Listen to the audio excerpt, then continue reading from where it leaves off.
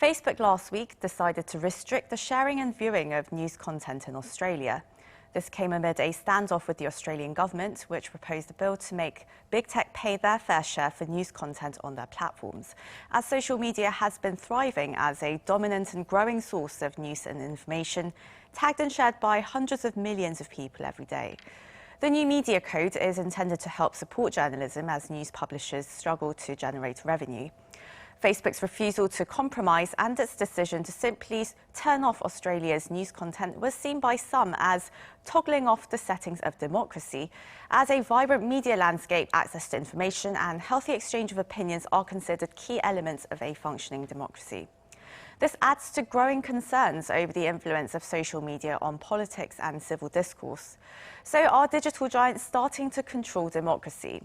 We discussed this issue today with Stephen Fennick, journalist in Australia with more than 27 years of experience. He is the founder and editor of Tech Guide. We also connect with Damon Santola, professor of communication sociology and engineering at the University of Pennsylvania and director of Network Dynamics Group, who authored Change: How to Make Big Things Happen. Very big warm welcome to you both. Thank you for joining us this morning here in Korea. Now, well, starting with you, Stephen. Now, Facebook, it didn't just restrict news content for users in your country in Australia, but also government web pages which offer essential information on health and public services. And, well, what has been the immediate impact of this restriction on the Australian society, especially during this pandemic? Yeah, good morning. It had a huge impact. We woke up last week and found that all of the, not only the news sites were missing on Facebook, but also a lot of the community pages, essential service pages, even the weather pages were taken offline off the Facebook platform. It was a shock when you're used to seeing that sort of content that's available at your fingertips, and suddenly for it not being there, that took a serious adjustment, the one that we're still adjusting to right now. The reliance on Facebook for many Australians is high. For a lot of Australians, and in fact a lot of people around the world, Facebook to them is the internet. That's their online community. That's how they engage with news. That's how they engage with their friends and their community. And to be denied this information, as you said, at a critical time during the coronavirus pandemic, where a lot of health information is shared. We're on the verge. We've just started our vaccination, so there was a lot of information that needed to be shared around that, and that wasn't able to be shared, unfortunately, because of what has happened. But I'm hoping that there can be some sort of agreement in the near future and we get back to normal. And well, many Australians and other people around the world, really, they've been reacting in anger at this towards Facebook. And the hashtag delete Facebook was trending on Twitter in Australia on Thursday last week. But it's not simply a matter of deleting Facebook and just moving on for news publishers, which were relying on this platform to reach their readers and subscribers. And the day after Facebook's decision, traffic to Australian news sites from visitors outside the country dropped by around 20%. And Stephen, Tech Guide was also affected by this news vacuum on Facebook. How serious is the situation for news companies? And also, why is Facebook so unwilling to compromise with Australia's media code like Google did? Yeah, you're right. Yeah, Tech Guide was affected. I do have a pretty big community on my Facebook page, one that I've spent thousands of dollars developing and growing over the years. So my page now is just an empty shell, unfortunately, despite the investment of my money and time that I've put into the platform. The big news companies obviously are also seeing a downturn in their traffic. It is impacting their bottom line in terms of their traffic and just the number of people who can see and share their stories. So yeah, it is a big issue. I think one that we're going to see hopefully resolved. The fact that Google has come to an agreement, ironically, a couple of days before Facebook decided to shut the door on Australian news sites, you'd be thinking that Facebook would be perhaps taking a leaf out of the Google book. Facebook insists, though, that they are way different to Google. Google is where you search for information. Facebook says Facebook is where you find information, and so they don't want to be classed in the same category as Google. That's I think the big sticking point here is just how far the news media bargaining code applies to Facebook as it does with Google. So I think we need slightly different solutions, but ones that are still very similar. Now bringing in Damon Santolo into the conversation. Damon, what do you think would be the implications or dangers of blocking news content as Facebook has done in Australia? And with a lot of fake news and misinformation going around, do you think this will worsen this kind of phenomenon? And do you think it could possibly lead to greater polarization in society? Yeah, and thanks for having me. There are sort of two different issues here. One is just the basic market economics of companies providing content and Facebook needing to pay for it before it reproduces that content.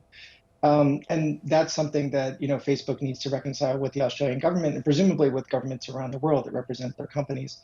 But the bigger issue, of course, is what Facebook did was to announce its power in controlling the media content. And unlike broadcast airwaves, which often have kind of a public service component to them, Facebook is purely a for-profit company. And this is something historically we've seen when for-profit companies are able to regulate their own markets. Typically, this creates what are called perverse incentives. So it's not really companies' fault. It's really the way that markets work. It's that markets reward companies for trying to control as much of the market as they can, and that often leads to decisions that aren't in the public welfare. And this is where regulation usually comes in.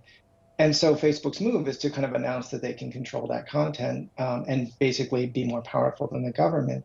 But of course, we've seen this show up in other kinds of cases as well, like you mentioned, with the spread of misinformation, with the increasing polarization, and the question essentially whether these social media platforms are good spaces for democracy.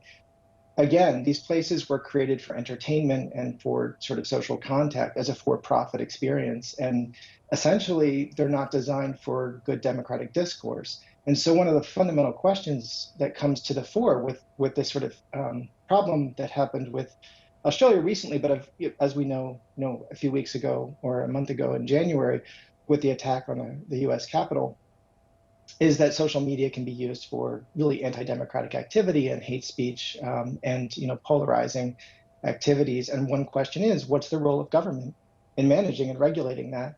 And increasingly, I think we're seeing that if we let these companies regulate themselves, they're basically going to provide content that amplifies whatever people find engaging. The bottom line for a social media company is user engagement. And so if they can control content in a way that increases user engagement, even if that content is inaccurate or polarizing, it actually amplifies their bottom line. So there needs to be some other incentive, which is usually a government incentive, to maintain public welfare. And that's where some of the policies that I've been writing and thinking about hopefully will be helpful in advising how to sort of manage social media in sort of the new era of democracy when we have so many people connected and we've also got just basically a proliferation of misinformation and basically, sometimes violence-inducing content.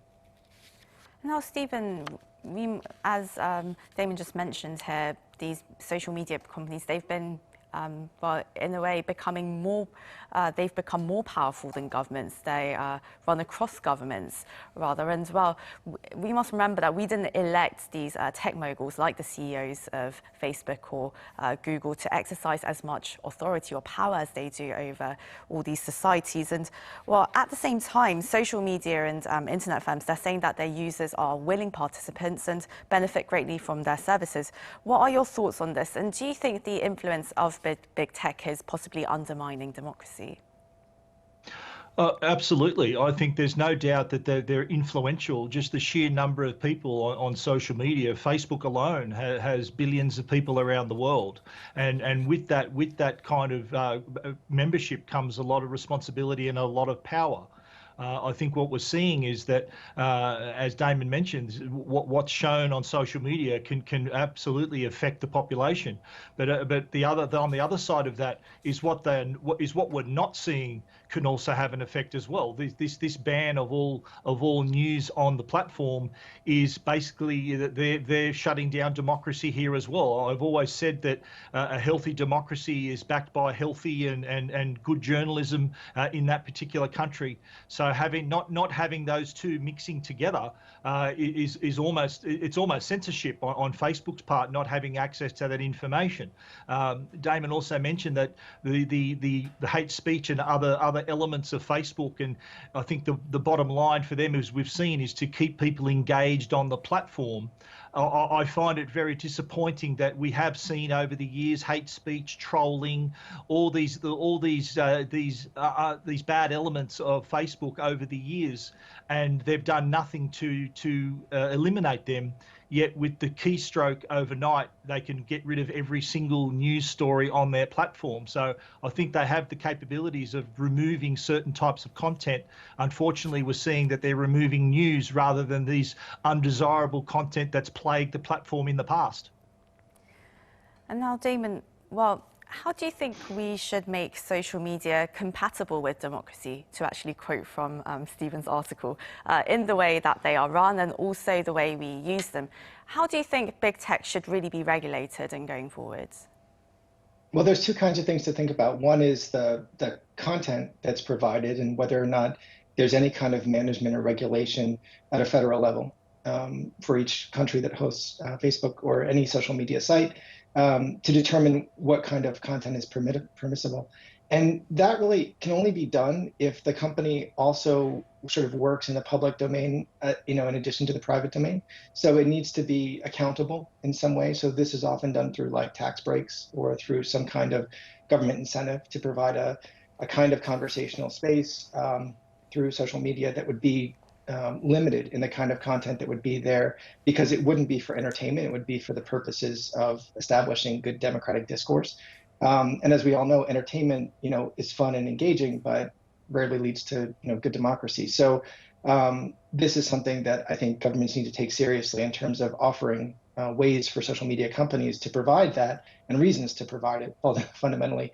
And then there's another part which goes beyond any specific company, which is just the incentives in the market. So I'm sure everyone here knows about Parler, which was a kind of right-wing site that kind of sprung up as people were being censored on Twitter and Facebook. And it sort of hosted a large number of zealots for the animation of much of what stood behind the attacks on the U.S. Capitol. And Parler, as a result of the attack on the U.S. Capitol, was kicked off of Amazon's web hosting services. So this is another instance of basically industry regulating itself, of making decisions about who can be on their site, who can be, what companies can be part of their service provided. What companies can be provided service through their internet web services, or what users can be on their social media sites. Both of these kinds of decisions fundamentally put the responsibility on for-profit companies to make governmental decisions, policy decisions. And so what we need to think about is that when Parler is shut down, that's 4 million people who are on that site who are now looking for a home on social media. And market incentives suggest that it's, other companies should start up and provide a home for those people to engage in hate speech and more anti-democratic activism. And so without some kind of regulation on the space and what the space is used for, there's always going to be basically a market reward for creating those kinds of engagement, whether it's on the existing sites or new sites. And again, there's no reason for companies not to do it unless governments take seriously that they need to provide incentives for companies to take those issues seriously. And it seems that most governments around the world are looking to Australia to perhaps find clues as to how they should regulate big tech. And Stephen, well, this is an issue that Australia is dealing with right now and has to do so immediately with this Facebook situation going on. And Facebook, it's been arguing that it serves as a platform that benefits media companies. But do you think media companies really had a choice to begin with in terms of having their news content on Facebook? And especially when most of them are struggling to make ends meet with revenue falling every year. How do you think this power imbalance between media companies and social media companies needs to be resolved? And do you think Australia's sort of arbitration mechanism would be a good starting point? Yeah, you're right. It is. The rest of the world are looking at Australia as a bit of a test case here. I think there is an imbalance. Definitely, the amount of digital advertising, the majority of it now, up to 80%, goes between Facebook and Google, with 20% the major news companies here in Australia trying to fight over the remainder. And good journalism costs money. These are very talented journalists. They produce fair and balanced journalism, very good quality content, and they're finding that newsrooms are shrinking because ad revenues aren't what they used to be. They are being taken away by the major tech platforms, and that's the whole reason why this news media bargaining code was started here in Australia, to give those news houses a fairer go in terms of fighting for their advertising dollars, which have been taken away from them and are now sitting with these major companies. So I think the way forward would be a similar approach to what Google has done in terms of creating the Google News Showcase. Facebook has proposed a similar topic, a similar action on their platform a few months ago. Whether they decide to take that forward and work with the news companies to create this content that they can then display and also then share revenue in that part of the platform. I think that's probably the best way forward. I don't think the news companies aren't asking to be completely funded by Facebook. They just want a fairer go at being compensated for Facebook making money off the sweat of journalists, being able to collect all the data. That's a very lucrative industry, that data tracking. It's a $230 billion industry per year. So you can't say they're not making money by hosting this kind of content on the platform, taking note of what we're reading, what we're liking, what we're sharing, and then making money on the back of that data with huge advertising. Well, hopefully we'll see a resolution to this, and as innovative as these digital giants claim to be, hopefully they will find a good solution that does benefit society and not just themselves and their profit-making machines. But, well, this is where we're going to have to end the discussion today. But that was Stephen Fennick, editor of Tech Guide, and Damon Santola, professor at the University of Pennsylvania. Thank you both so much for joining us from Sydney and Philadelphia. Pleasure. Thank you. Absolutely. And to our viewers, as always, thank you very much for watching.